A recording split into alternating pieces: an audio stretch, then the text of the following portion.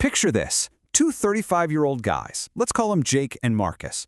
They both earn $90,000 a year. They live in the exact same city, and they share the exact same financial goal: to build real wealth and own a totally paid-off home before they retire. They both just bought the exact same $400,000 house, put 20% down, and took out a 30-year fixed mortgage at a 6.5% interest rate.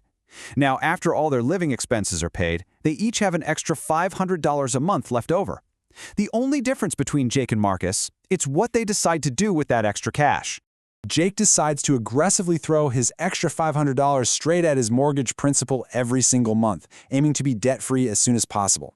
Marcus, well, he takes the exact opposite route. He pays the absolute minimum on his mortgage and invests his extra $500 directly into the stock market. So who actually wins?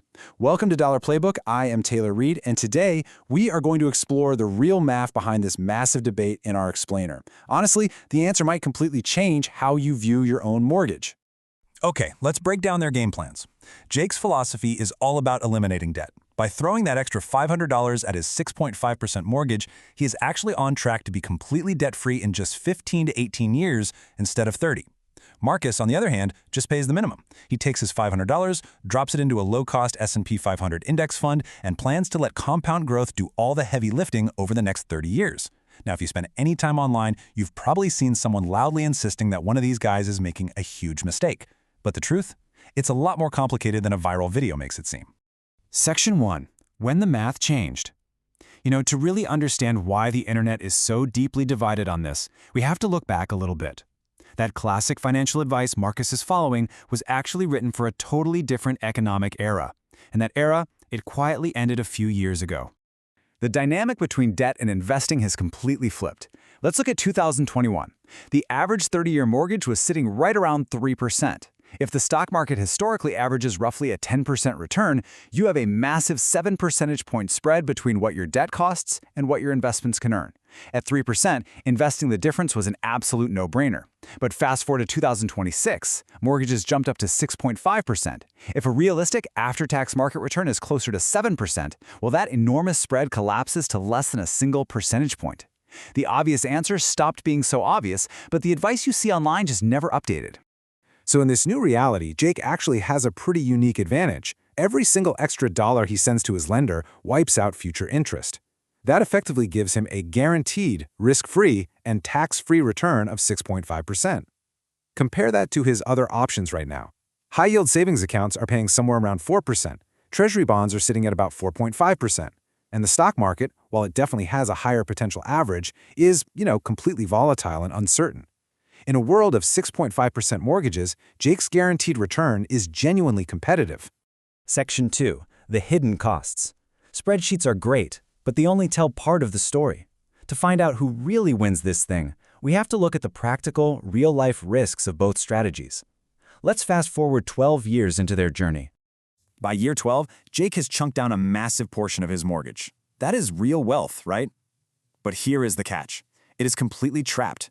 If Jake suddenly needs cash, he has to apply for a HELOC, which is a home equity line of credit. In plain English, that means he has to take on brand new debt just to borrow against the wealth locked inside his own house. And in today's market, HELOC rates are running anywhere from 8 to 9%. So think about that. Every dollar Jake rushed to pay off is now locked up and is going to cost him a massive premium just to access his own money. Let's see how this plays out in a real crisis. Imagine both men suddenly lose their jobs and they desperately need $40,000 in cash just to keep their families afloat. Marcus? He simply opens his brokerage app and sells some shares. The cash settles in about 3 days. Sure, he might owe a few $1,000s in capital gains tax, but his crisis is handled immediately.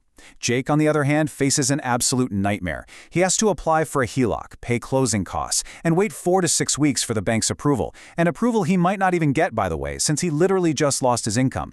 And if he is approved, he's paying 8 to 9% interest to borrow his own money back. Marcus has liquid wealth. Jake has locked wealth. Section 3. The 30-year showdown. So, liquidity is a massive factor. We know that now. But what about the final numbers? Let's fast forward all the way to year 30. Both men are now 65 years old, their houses are fully paid off, and it's time to finally settle the ultimate net worth score. Let's check in on Marcus first. After 30 straight years of paying the absolute minimum on his mortgage and faithfully investing that extra $500 a month, his portfolio has grown quite a bit. Once you factor in the value of his fully paid-off home and subtract his expected capital gains taxes, Marcus's final after-tax net worth sits at an impressive $951,000. Now let's look at Jake. Remember, Jake paid off his entire home way back in year 18. After that, he took his old mortgage payment, added it to his extra $500, and aggressively invested $2,522 a month for the final 12 years. Adding his home value and his late but heavy brokerage account, his after-tax net worth finishes at $930,000. Wait, a $21,000 gap? That's it? Over 3 decades, the difference between these two completely opposite strategies is barely anything. That massive wealth gap that internet finance gurus promise you, it is literally less than a 2.5% difference. And here's the real kicker. We ran those numbers assuming a fairly realistic 7% market return. If the stock market underperforms just a tiny bit, say returning only 6%, Jake actually wins outright by about $40,000. At today's mortgage rates, there is no guaranteed landslide winner. It's practically a coin flip. Section 4. Your action plan. So, what should you actually do with your money? Well, the good news is you don't need to pick a rigid team and just blindly follow it. Instead, you can use a calm, realistic framework that's based on your specific life situation and your exact mortgage rate. Let's walk through this playbook step by step. Step 1, you always want to capture 100% of your employer's 401k match. Skipping a guaranteed 100% return just to pay down a 6.5% mortgage is always a structural mistake. Step 2, try to max out a Roth IRA. Right now, that's $7,500 a year, which gives you amazing tax-free growth and flexibility. Step 3, build a real emergency fund of 3 to 6 months of expenses in a high-yield savings account. This is absolutely crucial because it prevents you from ever needing that stressful HELOC we talked about earlier. Okay, once those foundations are laid, you move to step 4 for your leftover cash. We call this applying the rate rule. Here is exactly how the rate rule works. If your mortgage rate is below 5%, the math says you should invest the difference.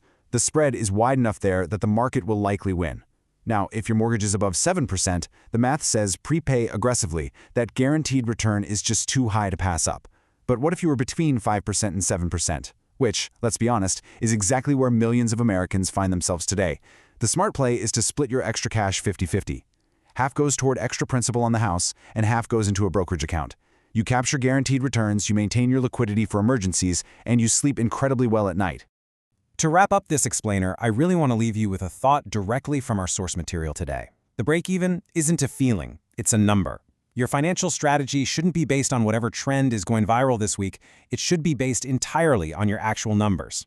And you know, it kind of makes you wonder, if the math changes this much just based on interest rates, what does it look like if you choose not to buy a house at all and you just rent and invest the down payment instead?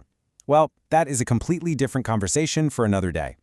Thank you so much for joining me on this explainer. If you found this breakdown helpful, please like, share, and subscribe to Dollar Playbook so we can keep bringing you the real math behind everyday money decisions. I am Taylor Reed, and I will see you next time.